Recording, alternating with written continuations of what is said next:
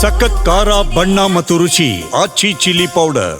ಸರ್ಕಾರದ ಗೃಹಲಕ್ಷ್ಮಿ ಯೋಜನೆ ಆಯ್ತು. ಈಗ ಶಕ್ತಿ ಯೋಜನೆಯಲ್ಲೂ ಕೂಡ ಸರ್ಕಾರ ಬಾಕಿ ಉಳಿಸ್ಕೊಂಡಿರೋ ಹಣದ ಬಗ್ಗೆ ವಿಪಕ್ಷಗಳು ಕೂಡ ಸಾಕಷ್ಟು ಟೀಕೆಯನ್ನು ಕೂಡ ಮಾಡ್ತಿದೆ. ಈ ವಿಚಾರವಾಗಿ ಮಾತಾಡಲಿಕ್ಕೆ ಸಾರಿಗೆ ಸಚಿವರಿಂದ ರಾಮಲಿಂಗ ರೆಡ್ಡಿ ಅವರು ಬಂದು ನೇರವಾಗಿ ಮಾತಾಡಿಸ್ತಾ ಹೋಗ್ತೀನಿ.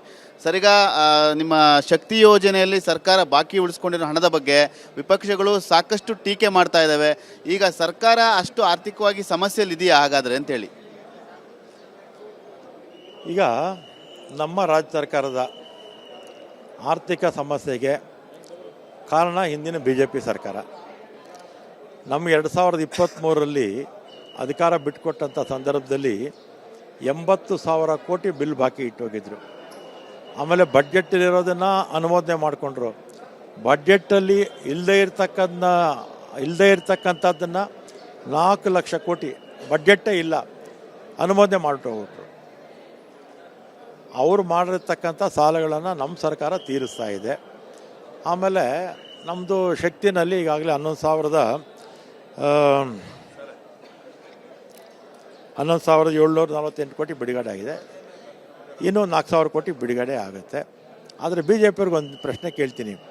ನೀವು ನಮ್ಗೆ ಅಧಿಕಾರ ಬಿಟ್ಟುಕೊಟ್ಟಾಗ 4,000 ಕೋಟಿ ಸಾಲ ಬಿಟ್ಟೋಗಿದ್ರಿ, ಯಾಕಪ್ಪ ಬಿಟ್ರಿ?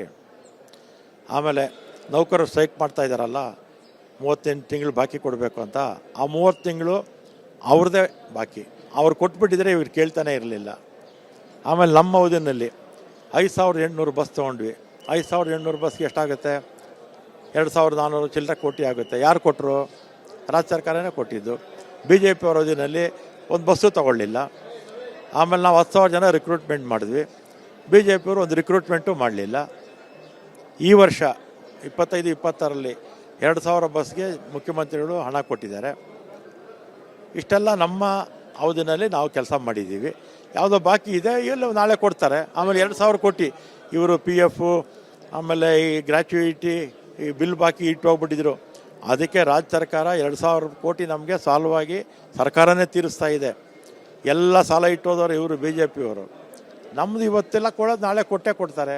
ಒಂದಲ್ಲ ಎರಡಲ್ಲ 4,000 ಕೋಟಿ ಸರ್ ಇರೋವಂಥದ್ದು.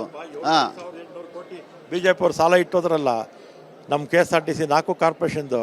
ಅದ್ರ ಬಗ್ಗೆ ನೀವು ಕೇಳಿ ನಾರಾಯಣ ಸ್ವಾಮಿ ಅವರಿಗೆ. ಅವ್ರೇನು ಹೇಳ್ತಾರೆ? ಈಗ ಗ್ಯಾರಂಟಿಗಳ ಯೋಜನೆಗಳನ್ನ ಯಾಕೆ ಘೋಷಣೆ ಮಾಡಿದ್ರು, ಹಾಗಿದ್ರೆ ನಮ್ಮ ಸಾಲದ ವಿಚಾರ ಮಾತಾಡ್ತಾರಲ್ಲ ಅಂತ ಹೇಳ್ತಾರೆ ಅವರು. ಅವ್ರ ಸಾಲನೂ ಹೇಳ್ತೀನಿ ಕೇಳಿ. ಅವ್ರದ್ದು ಕೇಂದ್ರ ಸರ್ಕಾರ ಜಲ್ ಜೀವನ್ ಮಿಷನಲ್ಲಿ 3,800 ಕೋಟಿ ರಾಜ್ಯ ಸರ್ಕಾರಕ್ಕೆ ಬಾಕಿ ಕೊಡಬೇಕು. ಕೊಟ್ಟಿರೋದು ಬರೀ 570 ಕೋಟಿ. ಆಮೇಲೆ ನರೇಗಾದಲ್ಲಿ 1,000 ಕೋಟಿ ನಮಗೆ ಕೊಡಬೇಕು ವಾಪಸ್ಸು. ನಮ್ಮ ಅವರು ಬಾಕಿ ಕೆಲಸ ಮಾಡಿರ್ತಕ್ಕಂಥದ್ದನ್ನು ಯಾಕೆ ಕೊಡ್ತಾ ಇಲ್ಲ? ಆಮೇಲೆ ಫಿಫ್ತ್ ಫೈನಾನ್ಸಲ್ಲಿ ಭದ್ರಾ ಮೇಲ್ದಂಡೆಗೆ 5,300 ಕೋಟಿ ಕೊಡ್ತೀವಿ ಅಂತ ಹೇಳಿದರು, ಯಾಕೆ ಕೊಡಲಿಲ್ಲ? ಆಮೇಲೆ ಬೆಂಗಳೂರಿಗೆ ಸ್ಪೆಷಲ್ ಇದು ಗ್ರ್ಯಾಂಟು, ಲೇಕ್ಸ್ಗೆ ಫೆರಿಫೆರಲ್ ರಸ್ತೆ 3,000 ಕೋಟಿ ಕೊಡ್ತೀವಿ ಅಂದರು, ಅದು ಕೊಡಲಿಲ್ಲ. ಆಮೇಲೆ ಕರ್ನಾಟಕ ರಾಜ್ಯಕ್ಕೆ 5,495 ಕೋಟಿ ಸ್ಪೆಷಲ್ ಗ್ರ್ಯಾಂಟ್ ಕೊಡ್ತೀವಿ ಅಂತ ಹೇಳಿದರು. ಫಿಫ್ತ್ ಫೈನಾನ್ಸಲ್ಲಿ ರೆಕಮೆಂಡ್ ಮಾಡಿದರು, ಕೊಡಲೇ ಇಲ್ಲ ಇವರು. ಆಮೇಲೆ BJP ಸಾಲ 67 ವರ್ಷದಲ್ಲಿ ಎಲ್ಲ ಸರ್ಕಾರಗಳು ಮಾಡಿದ್ದು 52 ಲಕ್ಷ ಕೋಟಿ ಸಾಲ. ನರೇಂದ್ರ ಮೋದಿ ಅವರ ಸರ್ಕಾರ 154 ಲಕ್ಷ ಕೋಟಿ 11 ವರ್ಷದಲ್ಲಿ ಸಾಲ ಮಾಡಿದ್ದಾರೆ.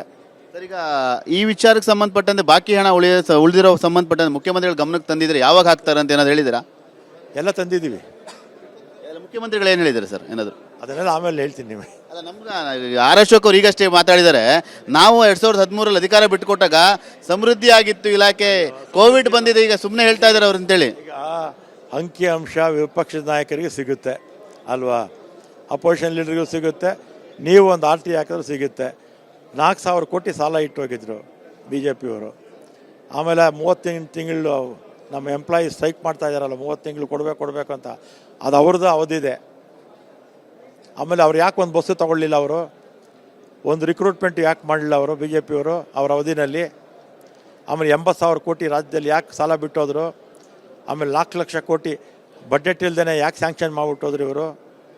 ಸರ್ಕಾರದ ಆರ್ಥಿಕ ಪರಿಸ್ಥಿತಿ ಯಾವುದೇ ತೊಂದರೆ ಇಲ್ವಾ ಸರ್? ಹಾಗಾದರೆ ತೊಂದರೆ ಈಗ ಹಂಗಾದರೆ ಆರ್ಥಿಕ ತೊಂದರೆ ಇದ್ದಿದ್ದರೆ ಕೇಂದ್ರ ಸರ್ಕಾರಕ್ಕೆ ಜಲ್ ಜೀವನ್ ಮಿಷನ್ ಯಾಕೆ ಬಿಡುಗಡೆ ಮಾಡಿಲ್ಲ ಅವರು? 3,800 ಕೋಟಿಲಿ 570 ಬಿಟ್ಟು ಕೊಟ್ಟಿರೋದು ಅವರು ಬಿಡುಗಡೆ ಮಾಡಿರೋದು. ನರೇಗಾ ಹಣ ಬಿಡುಗಡೆ ಮಾಡಿಲ್ಲ. ಆಮೇಲೆ ಸ್ಪೆಷಲ್ ಗ್ರ್ಯಾಂಟ್ಸು ಭದ್ರಾ ಮೇಲ್ದಂಡೆ ಯಾಕೆ ಬಿಡುಗಡೆ ಮಾಡಲಿಲ್ಲ? ಕರ್ನಾಟಕಕ್ಕೆ 5,495 ಕೋಟಿ ಯಾಕೆ ಬಿಡುಗಡೆ ಮಾಡಲಿಲ್ಲ? ಬೆಂಗಳೂರಿಗೆ ಕೆರೆಗಳಿಗೆ ಫೆರಿಫೆರಲ್ಗಳಿಗೆ 3,000 ಕೋಟಿ ಯಾಕೆ ಸೆಂಟ್ರಲ್ ಗೌರ್ಮೆಂಟ್ ಬಿಡುಗಡೆ ಮಾಡಲಿಲ್ಲ? ಈ ಪ್ರಶ್ನೆನ ಅವ್ರು ಕೇಳಿ. ಇದಿಷ್ಟು ಸಾರಿಗೆ ಸಚಿವರಂತ ರಾಮಲಿಂಗ ರೆಡ್ಡಿ ಅವರ ಮಾತು. ಕ್ಯಾಮ್ರಾಮನ್ ಅಶೋಕ್ ಜೊತೆ ಸುನಿಲ್, TV9 ಬೆಳಗಾವಿ.